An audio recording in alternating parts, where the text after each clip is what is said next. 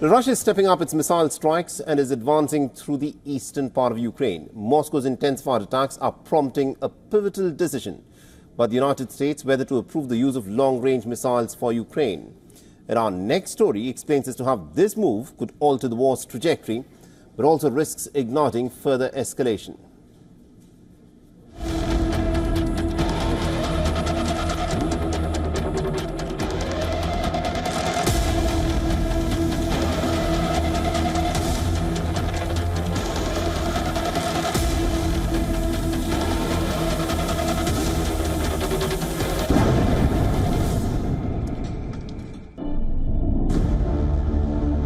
The Russian military is advancing in eastern Ukraine. Russian fighter jets are dropping these 3-ton glide bombs, smashing Kyiv's frontline troops and nearby cities. Russian missiles are also raining death and destruction. Kyiv's Kursk incursion has seemingly failed to soften the Russian assault. Amid this rising tension, US Secretary of State Antony Blinken and UK Foreign Secretary David Lammy are in Kyiv holding talks with Ukrainian leaders. At the heart of the discussion is Ukraine's urgent request for advanced weapons like the US-made ATACMS capable of striking targets up to 300 kilometers away. Ukraine also has Storm Shadow missiles donated by the British, which have a range of about 250 kilometers. So far, they've only been used against Russian targets in occupied Ukrainian territory. Kyiv argues that these long-range missiles are essential to neutralize Russian air bases, which have been launching deadly attacks on Ukrainian positions. The Biden administration is walking a tightrope between support for Ukraine and fear of wider conflict as it inches closer to a momentous decision. UK Prime Minister Starmer is scheduled to meet President Biden to take a decision on removing the curbs on Kyiv. Will you lift restrictions on the use of long-range weapons by Ukraine? We're working that out right now. The provision of long-range missiles to Ukraine could have far-reaching consequences. Moscow warns it could lead to a significant escalation of the conflict, potentially drawing NATO countries into a direct confrontation with Russia. Listen in to President Putin's ominous warning. The US is essentially provoking an arms race, disregarding the security of its European and Asian allies, creating the preconditions for a dangerous crisis situation in Europe and the Asia-Pacific region. I want to emphasize that Russia must be prepared for any development of the situation. The stakes couldn't be higher. NATO's accusations of Iranian short-range ballistic missile supplies to Russia adds another layer of complexity to an already volatile situation. US says that Iranian missiles would give Russia more firepower to pummel Ukraine.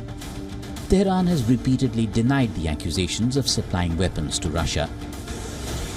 Bureau Report, WION World is One. All right, now to give us more perspective in terms of what is happening at this moment in the Russia-Ukraine war, we're being joined by retired Lieutenant Colonel Daniel Davis, who's joining us on this broadcast. Colonel Davis, thank you very much indeed for joining us here on WION. And let me in fact start off by asking you about the latest bit of information that has come in about reports of drone attacks that have taken place in Murmansk, in the Arctic part of Russia. Now, this is said to be a territory that is almost 1,500 kilometers away from Ukraine, and Ukrainian drones, at least 3 of them, are said to have targeted unspecified targets at this moment within this Russian territory. What do you make of these long-range drone attacks by Ukraine? What do they accomplish in this war? Well, I mean, we just saw the largest Ukrainian wave of drones into Russia in the war just a few days ago with 147 or 144, depending on who you ask, drones that went into Russia. But nearly all of them were shot down. Only a handful actually hit anything. And really, there was no militarily significant targets even attacked, as you saw that big famous picture of the high-rise apartment building in Moscow being hit with one of the drones, actually a couple of them. So in terms of military military efficiency. It does absolutely nothing. I understand from some of the claims out of the Western and Ukraine side that they want to, quote, bring the war to the Russians and make them realize this is real. But I'm not sure what that's supposed to accomplish on the ground in the war, because so far the only reaction has been that it makes Russia madder and makes the people more willing to support war, and actually pushing Putin further to take harsher action against the Ukraine. So from a military perspective, I'm not sure what they're intending to accomplish, but it doesn't seem to be working. And also considering, the fact that the United States of America has been very circumspect in terms of how it's been allowing Ukraine to use long-range missiles. Now, this is a policy that's in fact been described as, containing escalation. Do you think that is working on the part of the United States, which has been mulling on letting Ukraine use long-range missiles to strike targets inside Russia? Well, anytime you use some kind of, especially a new weapon that hasn't been used before, or using it in a new way that it hasn't been used, i.e. to strike strategic depth targets inside of Russia, you've got to ask yourself two big important questions. On the first side, what is this going to accomplish for the Ukraine side? Will this have some impact on the front line? Will this prevent Russia from maintaining its war support? And then number two is, what is the risk of escalation? What is the risk that Russia responds in some way that's antithetical to your interest, more powerful than they have? And on both of those counts, it's bad for the Ukraine and bad for the American side, because first of all, militarily, it's not going to make any difference. There's not enough weapons that we're talking about that even are available to give to the Ukraine side that's going to have a big impact, even if they get through. And of course, Russia has good air defense systems scattered throughout their country, and the majority of those missiles are going to be able to knock down. So if you don't have very many,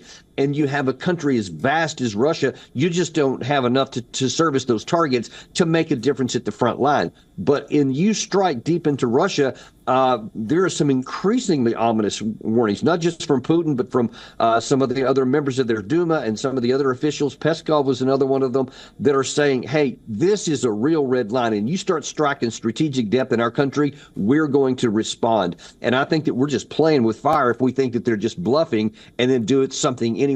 And it doesn't make sense to take a risk of expanding the war on something that's not even going to have a positive impact on the tactical fight. All right, we'll have to leave it there. Thank you very much indeed, Colonel Daniel Davis, for joining us and getting us those insights there.